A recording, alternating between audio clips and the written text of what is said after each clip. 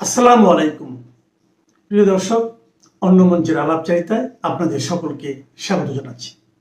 ধন্যবাদ আপনাকে, সেই সাথে আপনার দর্শকদের অনেক অনেক শুভেচ্ছা। কলিগের আর জেলে তোলা যাবে না, তারপরে কলিমুল্লাহ স্যাররা মুক্তি পাবে, পান্না ভাইরা তো মুক্তি পাইছে, আরো পাবে, যাদের যাদের আটকাইছে তারা মুক্তি পাবে।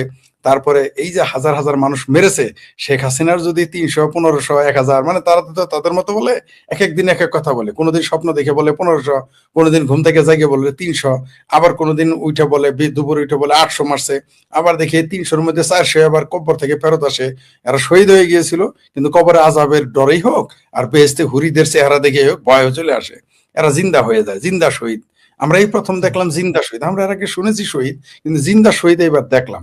তো এইরকম এটা বদমাশি এরা বিভিন্ন পরিকল্পনা করে এই দেশে নির্বাচন যাতে না হয়, কারণ নির্বাচন হইলেই, আমি বলেছি তো যে বাংলাদেশে নির্বাচন হওয়ার পরের দিন থেকে, মানে ধরে নেন 12 তারিখ ইলেকশন হোক আর সিলেকশন হোক, যাই হোক, যদি সত্যি ওই দিন কিছু হয়, 13 তারিখ থেকে এই আমার ভাতিজাদের, এই পুলিশ তো দূরের কথা, আনসারও যদি দেখে পাশা একটা করে লাথি দিবে, আর রিক্সাওয়ালা দেখলে সকালে একবার থাপড়া দিবে।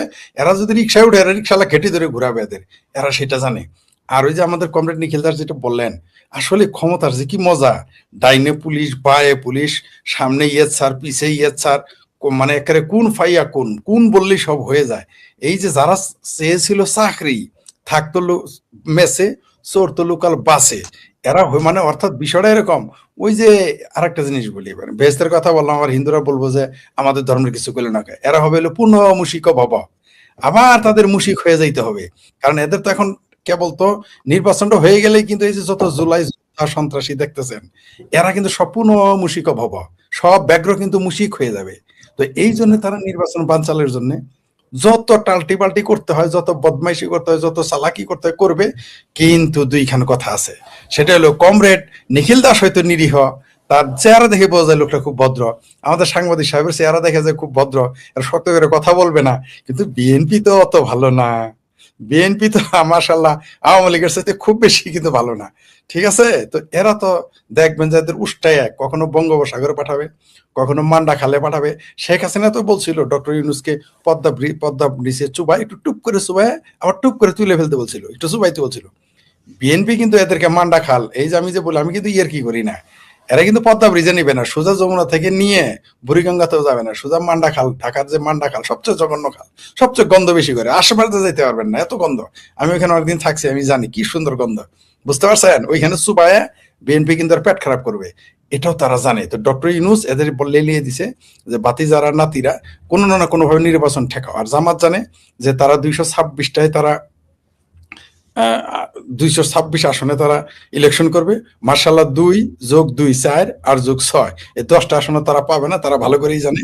কারণ তারা যত চালাকি করুক, যত কিছুই করুক, এরা কমিউনিস্টদের যতই বলুক কমিউনিস্টরা খুব ছোট দল, জামাত কিন্তু অত বড় দল না। ওই যে গুনে গুনে ওই যে এক কুমেরি 7বার দেখাইতে হবে তাদেরও।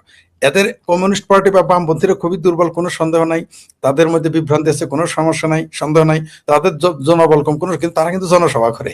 কয় যে আমাদের নিখিল দাসরা কিন্তু 10 জন লোক হইলেও লেখে জনসভা, জামাতের রাজ পর্যন্ত কিন্তু জনসভা করতে পারে নাই, অদূর ভবিষ্যতে পারবে না। তারা জানে যে কমিউনিস্ট পার্টি জামানত হারাবে, আর বামেরা হয়তো জামানত হারাবে, আর আর আর আপনার যারা জামাত, তারা জামানত হারানোর চেয়ে একটু উপরে থাকবে, মানে 100-র মধ্যে তারা পাবে 10, বামেরা পাবে 3, এই তো পার্থক্য, ওই 10-এর উপরে আর যাবে না।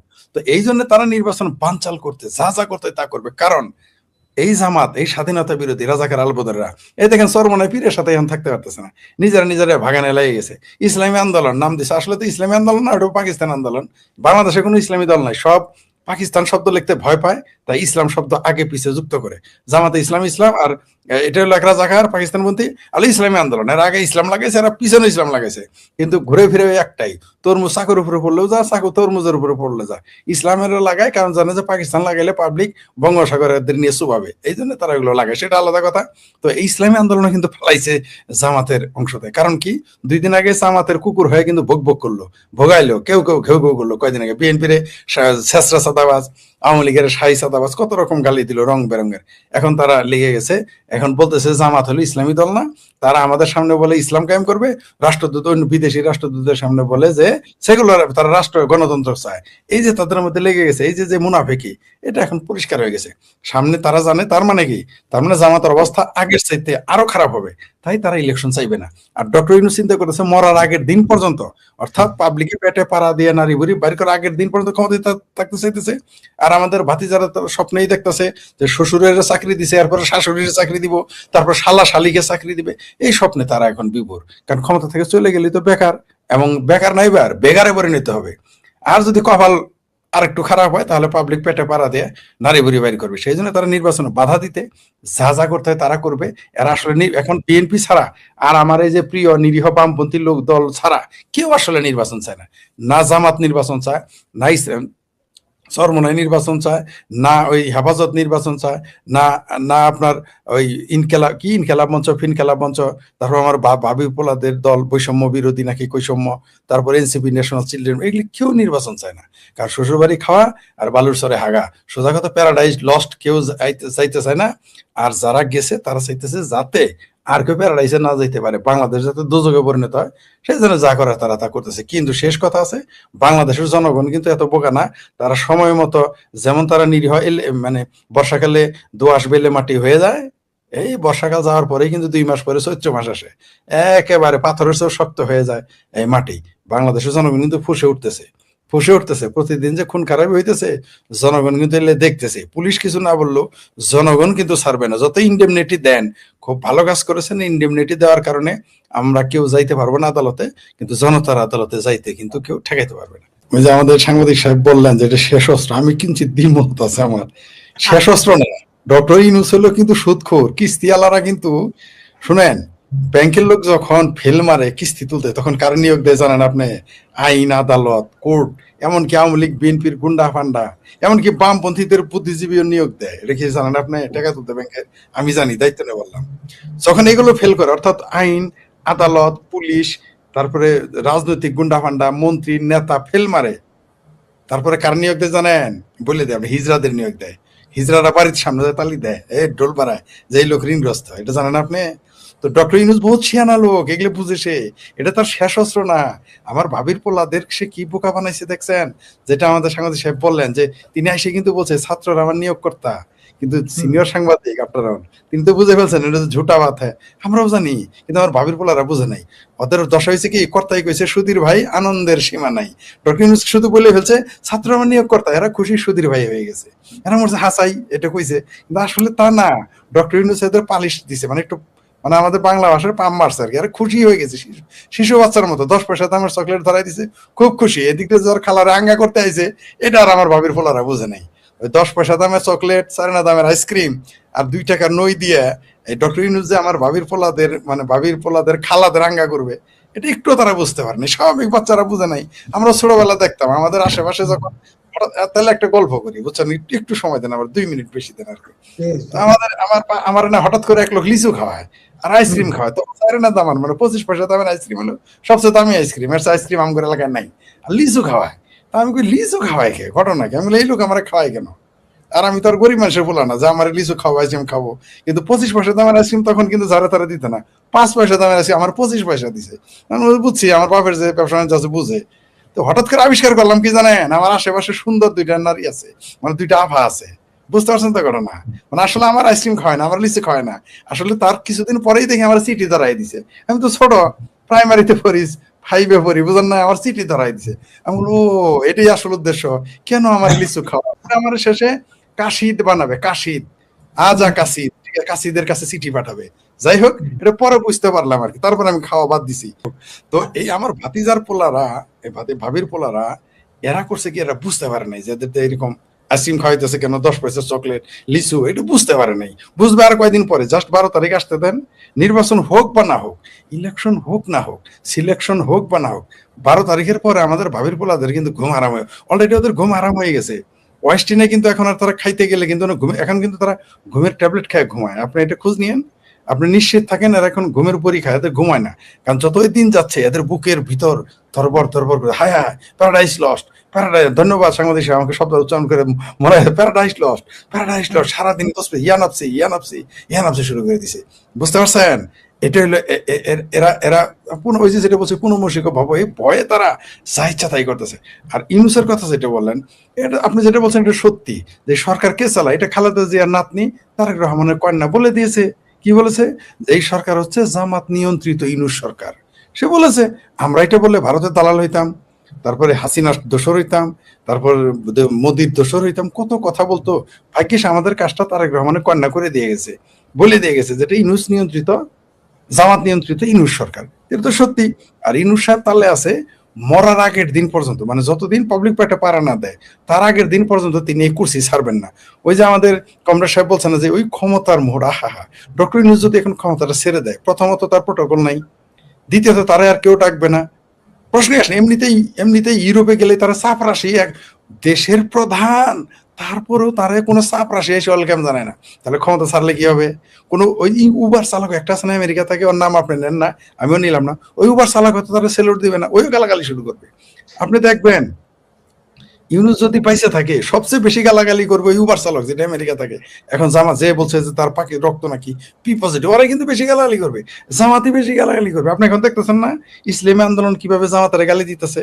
কয়দিন আগে দেখলেন জামাতের পক্ষে দালালি করলো চরমোনাই, এখন দেখবেন চরমোনাই জামাতের গালি দিবে। আপনি নিশ্চিত থাকেন এরা এরাই গালাগালি করবে।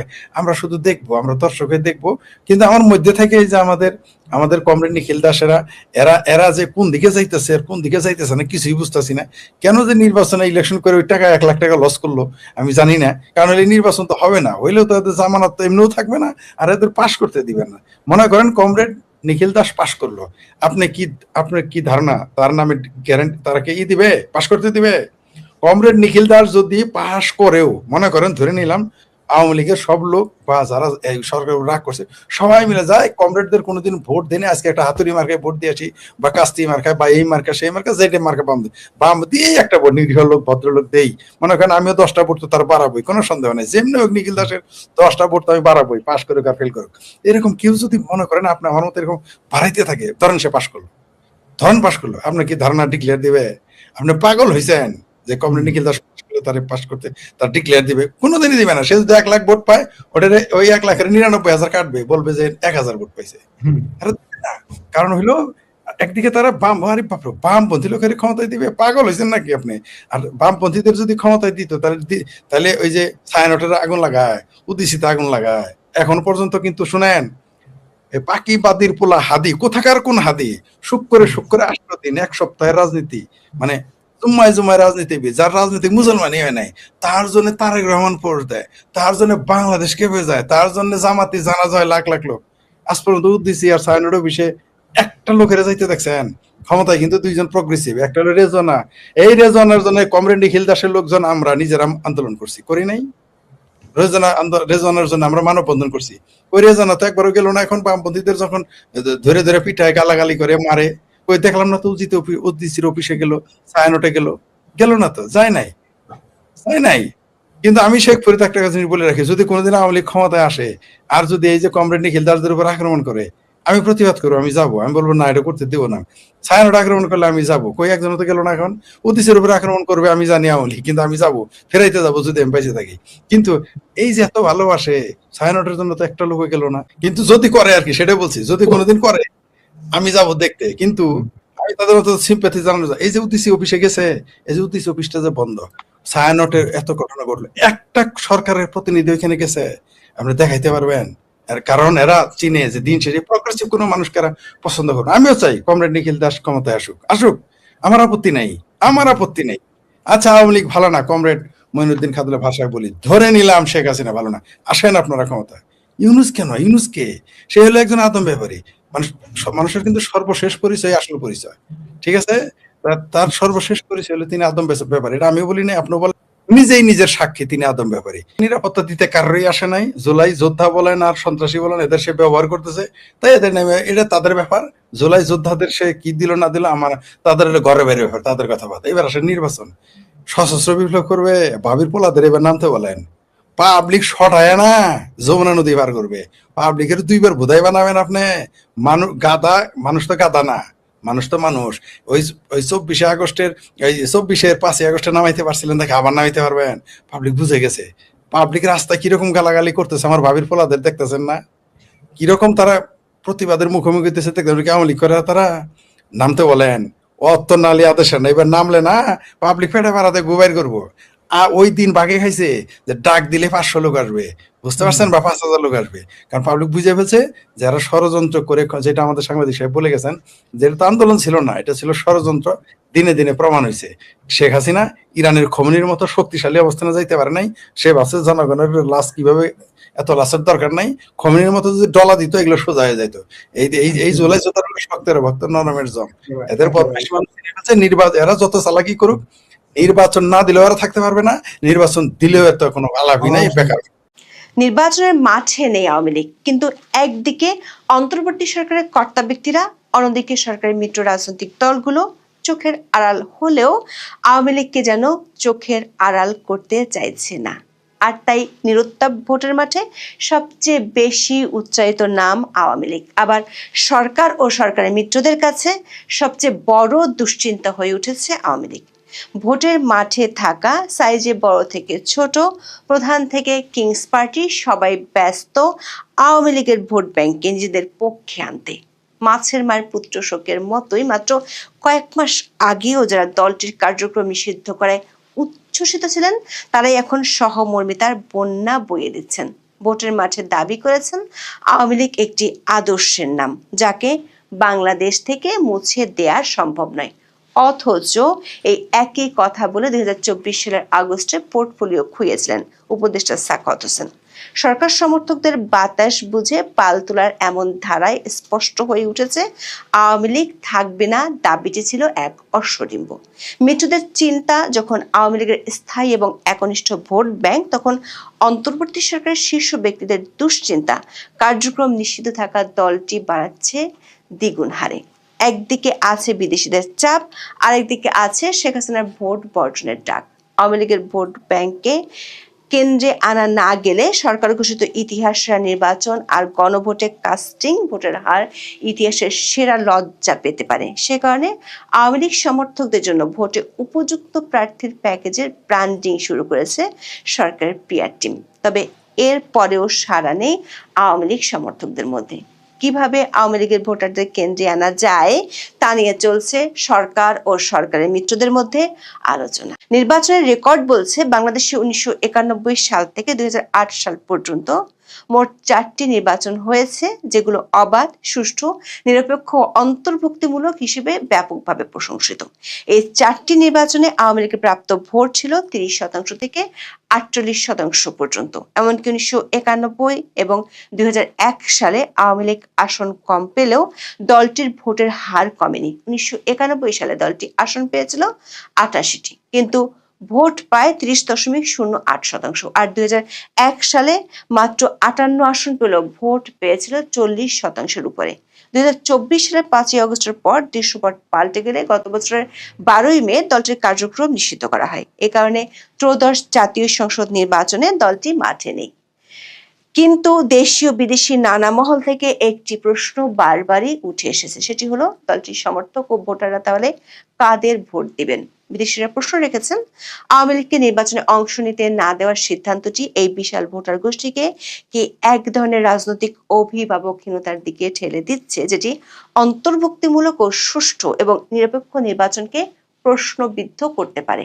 এমনকি সাম্প্রতিক কয়েকটি জরিপে উঠে এসেছে দলটির অনেক জনসমর্থন আছে। সে কারণে সরকারি কিংস পার্টি থেকে শুরু করে মিত্র রাজনৈতিক দলগুলোর ভাবনায় এখন আওয়ামী লীগের ভোট ব্যাংক। মাত্র 2 মাস আগেও দেখা চিত্রটি পাল্টে গেছে নির্বাচনের তফসিল ঘোষণার পরপরই। নিশ্চিহ্ন করতে চাওয়া আওয়ামী লীগের সমর্থকদের নিরাপত্তা নিশ্চিত করা সহ দেওয়া হচ্ছে বহু আশ্বাস। অথচ কিছুদিন আগেও মব সন্ত্রাস সহ মামলায় ভাসিয়ে কোন দল কত বেশি আওয়ামী লীগকে কোণঠাসা রাখতে পারে সেই প্রতিযোগিতা দেখা গেছে বাংলাদেশে। পরিসংখ্যানের দিক থেকে এক্ষেত্রে সবচেয়ে বেশি এগিয়ে বিএনপি। তবে তফসিলের পর তাদের প্রার্থীদের মুখে সবচেয়ে জোরালো ভাবে শোনা যাচ্ছে আওয়ামী লীগের প্রশংসা। বিএনপি জোটের হেভিওয়েট প্রার্থী সহ শরিক দলের নেতারাও এখন আওয়ামী লীগের প্রশংসায় পঞ্চমুখ। সম্প্রতি বিএনপি মহাসচিব মির্জা ফখরুল ইসলাম আলমগীর ঠাকুরগাঁয়ে এক সমাবেশে আওয়ামী লীগের সাবেক এমপি রমেশ চন্দ্র সেনের ভূয়সী প্রশংসা করেন। এলাকার উন্নয়নে সাবেক এমপির অবদান তুলে ধরেন। আওয়ামী লীগের ভোটারদের উদ্দেশ্যে বলেন, আওয়ামী লীগ এবং রমেশ চন্দ্র এবার নির্বাচনে নেই, বিএনপিকে আওয়ামী লীগের মতো দল দাবি করে ধানের শীষে ভোট চান তিনি। দর্শক, বিএনপি মহাসচিব নির্বাচনী বৈতরণী পার হতে আওয়ামী লীগের প্রশংসা করছেন, বিএনপিকে দাবি করছেন একই ধরনের আরেকটি দল হিসেবে, অথচ তফসিল ঘোষণার আগে তিনি নিয়মিত ফ্যাসিবাদী দল হিসেবে আখ্যায়িত করেছেন আওয়ামী লীগকে। এমনকি নির্বাহী আদেশে দলটিকে নিষিদ্ধ করার পরই অন্তর্বর্তী সরকারকে জানিয়েছিলেন অভিনন্দন। তখন এক বিবৃতিতে বিএনপির পক্ষ থেকে আনন্দ প্রকাশ করেন মির্জা ফখরুল ইসলাম আলমগীর। প্রশ্ন হলো, মাত্র 8 মাস আগে যে দলকে ফ্যাসিবাদী বলেছিলেন, এখন সেই দলকে কিভাবে বিএনপির মতো বলে দাবি করছেন মির্জা ফখরুল? আবার এখন তিনি যে রমেশ চন্দ্র সেনের প্রশংসায় পঞ্চমুখ, তাকে ঠাকুরগাঁও থেকে গ্রেপ্তার করা হয় 2024 সালের 16 আগস্ট। এরপর ঢাকা সহ বিভিন্ন এলাকায় হওয়া হত্যা মামলায় কারাগারে পাঠানো হয়। এর মধ্যে একটিতে জীবিত ব্যক্তিকে নিহত দাবি করে মামলার প্রমাণও পরে পাওয়া গেছে। মিথ্যা তথ্যের ভিত্তিতে করা এই মামলা গত ডিসেম্বরে চূড়ান্ত প্রতিবেদন দেয় ঢাকার গোয়েন্দা পুলিশ। এতে শেখ হাসিনা, রমেশ চন্দ্র সহ 42 জনকে অব্যাহতি দেওয়ার সুপারিশ করা হয়। মির্জা ফখরুলের আওয়ামী লীগের প্রশংসার পর প্রশ্ন উঠেছে, নিজ এলাকার একজন প্রবীণ নেতার উপর হয়রানি ঠেকাতে 1.5 বছরে তিনি কতটা আন্তরিক ছিলেন। ভোটের মাঠে নানামুখী মেরুকরণে কেবল মির্জা ফখরুল নয়, বিএনপি জোটের সব প্রার্থী এখন আওয়ামী আনুকূল্য লাভের চেষ্টায় মরিয়া। সাবেক অ্যাটর্নি জেনারেল মোহাম্মদ আসাদুজ্জামানের বক্তব্যের একটি ভিডিও সোশ্যাল মিডিয়ায় ছড়িয়ে পড়েছে। এতে শোনা যায়, 5 আগস্টের পর আদালতে আওয়ামী লীগকে নিষিদ্ধের রিট ঠেকাতে নিজের ঘাম ঝরানোর বিবরণ দিচ্ছেন আসাদুজ্জামান। আওয়ামী লীগ নিষিদ্ধ ও নিবন্ধন বাতিল চেয়ে 2024 সালের 19 আগস্ট সারডা সোসাইটি নামে একটি সংগঠনের পক্ষে হাইকোর্টে রিট করা হয়। তবে সরকারের পক্ষে এর বিরোধিতা করে আদালতে যুক্তি দেন তখনকার অ্যাটর্নি জেনারেল আসাদুজ্জামান। দর্শক, অ্যাটর্নি জেনারেল একটি সাংবিধানিক পদ এবং তিনি রাষ্ট্রের পক্ষে আদালতে লড়াই করেন, অর্থাৎ রাষ্ট্রের দৃষ্টিভঙ্গি তিনি তুলে ধরেন আদালতে। তবে এতদিন বাদে ভোটের মাঠে নেমে আদালতে সেই লড়াইকে নিজের ব্যক্তিগত অবস্থান হিসেবে জাহির করতে চাইছেন আসাদুজ্জামান। ঝিনাইদহ 1 আসনে ধানের শীষের এই প্রার্থী এক পথসভায় দাবি করেন, আওয়ামী লীগ একটি আদর্শের নাম, কোন রাজনৈতিক আদর্শকে হত্যা করাকে সমর্থন করেন না বলেই তিনি 2024 সালে রিটটির বিরোধিতা করেছিলেন। অথচ গত বছরের জুলাইও ঠিক উল্টো কথা শোনা গিয়েছিল তখনকার অ্যাটর্নি জেনারেলের কণ্ঠে। আওয়ামী লীগের পক্ষে সবাইকে অপরাধী হিসেবে তিনি দাবি করেন। সাংবাদিকদের তিনি বলেছিলেন, নিষিদ্ধ আওয়ামী লীগকে যারা সহযোগিতা করবে তারাও অপরাধী। সরকারের নির্বাহী আদেশের পক্ষে সাফাই গিয়ে বলেন, আওয়ামী লীগ এখন নিষিদ্ধ সংগঠন, এই নিষিদ্ধ সত্তাকে প্রত্যক্ষ বা পরোক্ষভাবে যারা সহযোগিতা করছে তারাও অপরাধী হিসেবে বিবেচিত হবেন। তবে সেই আসাদুজ্জামানই এখন ভোট পেতে সুর বদলে ফেলেছেন। যে দলটি কয়েক মাস আগেও তার কাছে ছিল ফ্যাসিস্ট, এখন তারাই হয়ে গেছে চিরঞ্জীব একটি আদর্শ।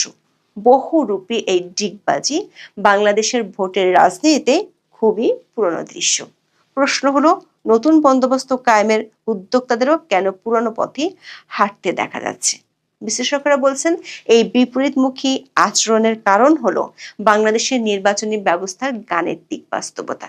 বাংলাদেশের ফার্স্ট পাস দ্য পোস্ট বা এপিটিপি পদ্ধতিতে সামান্য কয়েক ভোটের ব্যবধানে আসন হাতছাড়া হয়ে যেতে পারে। আওয়ামী লীগের 30% ভোট যদি কোনো একটি দলের পক্ষে চলে যায় বা তারা যদি ভোট দিতে না গিয়ে টার্ন আউট কমিয়ে দেয়, তবে বিজয়ী প্রার্থীর বৈধতা যেমন সংকটে পড়বে, তেমনি প্রতিযোগিতায় হেরে যাওয়ার ভয়ও থাকবে। দর্শক, আওয়ামী লীগ যে একটি বড় দল সে কথা বলে নিজের পোর্টফোলিও খুইয়েছিলেন উপদেষ্টা অবসরপ্রাপ্ত ব্রিগেডিয়ার জেনারেল সাখাওয়াত হোসেন। 2024 সালের 12 আগস্ট তিনি বলেছিলেন, আওয়ামী লীগ একটা বড় দল, বাংলাদেশে আওয়ামী লীগের অনেক অবদান আছে যেটা অস্বীকার করা যায় না। এর পরপরই ব্রিগেডিয়ার সাখাওয়াতকে স্বরাষ্ট্র মন্ত্রণালয়ের দায়িত্ব থেকে সরিয়ে দেওয়া হয়। দর্শক, বিএনপির জোট সঙ্গী নুরুল হক নূর তো ঘোষণা দিয়েই ফেলেছেন, এলাকার আওয়ামী লীগ সমর্থকেরা নাকি তাকে ভোট দিতে উন্মুখ হয়ে আছে। এমনকি আওয়ামী লীগের সমর্থকদের শতভাগ ভোট পাওয়ার নিশ্চয়তা দিতেও ছাড়েননি। অথচ গত 1.5 বছরে আওয়ামী লীগ, 14 দল, এমনকি জাতীয় পার্টির ভোটে অংশগ্রহণ ঠেকাতে অগ্রবর্তী ভূমিকা দেখা গেছে নূরকে। এখন বিএনপির বিদ্রোহী প্রার্থীর জনপ্রিয়তার মুখে কাছে পেতে চাইছেন আওয়ামী লীগকে। বিএনপি জোটের পাশাপাশি জামাত জোটও ভুলতে বসেছে আওয়ামী বিরোধী অবস্থান। দৈনিক সমকালের এক প্রতিবেদনে বলা হয়েছে, সুনামগঞ্জ 2 আসনে জামাতে ইসলামের প্রভাবশালী প্রার্থী শিশির মনিরের নির্বাচনী বৈঠকে কার্যক্রম নিষিদ্ধ আওয়ামী লীগের একাধিক নেতা উপস্থিত ছিলেন। তার এক সভায় গোলাপ মিয়া নামের এক আওয়ামী লীগ নেতার বক্তব্য ফেসবুকে স্থানীয়ভাবে ভাইরাল হয়েছে। একই আসনে বিএনপি মনোনীত প্রার্থী নাছির উদ্দিন চৌধুরী সাবেক মন্ত্রী প্রয়াত সুরঞ্জিত সেনগুপ্তর ছেলে সৌমেন সেনগুপ্তকে মাঠে নামানোর চেষ্টা করছে। দর্শক, সারা দেশে দেখা যাচ্ছে একই ধরনের চিত্র। বিবিসি বাংলা, বাংলা নিউজ সহ একাধিক সংবাদ মাধ্যমের প্রতিবেদনে বলা হয়, বিএনপি, জামাত, এনসিপি সহ বিভিন্ন দলের প্রার্থীরা আওয়ামী লীগের সাধারণ কর্মী, সমর্থক, ভোটারদের দ্বারে দ্বারে যাচ্ছেন। পর্দার অন্তরালেও বিভিন্ন পর্যায়ে নেতাদের সঙ্গে যোগাযোগ করছেন। মামলা, গ্রেপ্তার থেকে বাঁচানোর আশ্বাস দিচ্ছেন অনেক প্রার্থী। গোপালগঞ্জের মতো আওয়ামী লীগের সবচেয়ে শক্ত ঘাঁটিতেও দেখা যাচ্ছে একই দৃশ্য। বাংলা নিউজের প্রতিবেদনে বলা হয়, এই জেলায় 5ই আগস্টের পর আওয়ামী লীগের 20,000-এর বেশি নেতাকর্মী বিভিন্ন মামলার আসামি হয়েছেন। বিশেষ করে গত বছরের 16ই জুলাই এনসিপি সমাবেশে ঘটনাকে কেন্দ্র করে সহিংসতার পর জেলা আওয়ামী লীগ ও সহযোগী সংগঠনের অনেক নেতা গ্রেপ্তার হন। আবার মামলার আসামি হয়ে পালিয়ে বেড়াচ্ছেন অনেকে। আর এই সুযোগটি নেয়ার চেষ্টা করছে বিএনপি, জামাতের প্রার্থীরা। সবাই নিরাপরাধ আওয়ামী লীগের কর্মী সমর্থকদের গ্রেপ্তার বা হয়রানি না করতে প্রশাসনকে অনুরোধ করেছেন। প্রশ্ন হলো, এসব আশ্বাসের উপর কতটা বিশ্বাস রাখবেন আওয়ামী লীগের মাঠ পর্যায়ের কর্মী সমর্থকেরা? বিশেষ করে 1.5 বছর ধরে চলা সহিংসতার ক্ষত এবং দল নিষিদ্ধ করার আঘাতের উপশম আদৌ কি হবে এই সময়ের প্রতিশ্রুতিতে? আবার দলের শীর্ষ নেতৃত্ব যেখানে ভোট বর্জনের ডাক দিয়েছেন, তাতে একতরফা নির্বাচন কতটা আগ্রহ থাকবে মাঠ পর্যায়ে?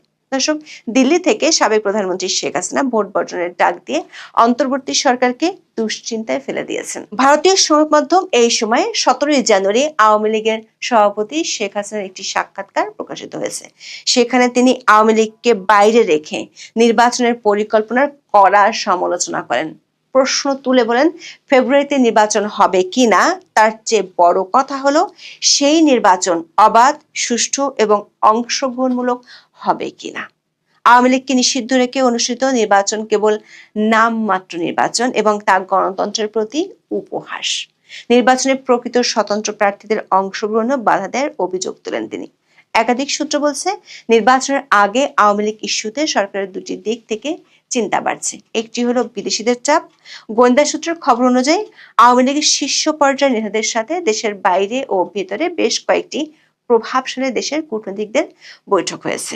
এরপর ওই সব দেশের প্রতিনিধিরা সরকারকে অনানুষ্ঠানিকভাবে অন্তর্ভুক্তিমূলক ছাড়া নির্বাচনের গ্রহণযোগ্যতা ব্যাপকভাবে প্রশ্নবিদ্ধ হওয়ার আশঙ্কার কথা জানিয়েছেন।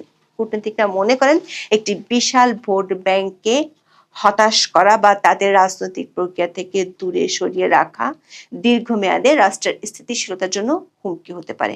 কারণ এরই মধ্যে সরকারের পক্ষ থেকে দলটি জনসমর্থন নেই বলে যে স্লোগান দেওয়া হয়েছিল, সেটির অসরতা সরকারের মিত্র রাজনৈতিক দলগুলোই প্রমাণ করেছে।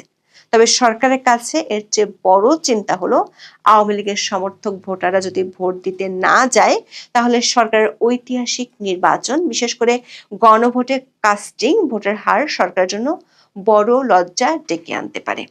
12ই ফেব্রুয়ারি নির্বাচনের পাশাপাশি যে গণভোট হতে যাচ্ছে, তার মূল উদ্দেশ্য হলো জুলাই চার্টার বা নতুন সাংবিধানিক সংস্কারের উপর জনগণের সিলমোহর নেওয়া।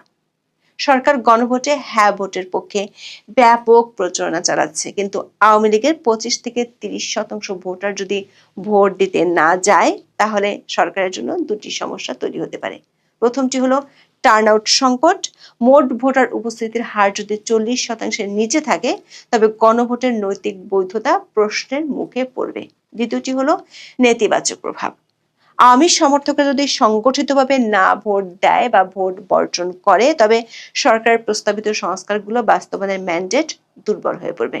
ফলে আওয়ামী লীগকে নিয়ে সরকার পড়েছে উভয় সংকটে। তবে এখনো পর্যন্ত সরকারের শীর্ষ কর্মকর্তা ও একাধিক গোয়েন্দা সংস্থার তথ্য মতে শেখ হাসিনার ডাকে আওয়ামী লীগের ভোটাররা ভোট বর্জন করবে। হয়তো কিছু কিছু এলাকায় যেখানে সংখ্যালঘু বেশি সেসব এলাকায় ভোটাররা নিরাপত্তার খাতিরে ভোট দিতে ভোট কেন্দ্রে যাবেন, কিন্তু তারা হয়তো কাউকে ভোট দেবেন না। এই আশঙ্কার কথা বিদেশিদের মধ্য থেকেও সরকারকে জানানো হয়েছে।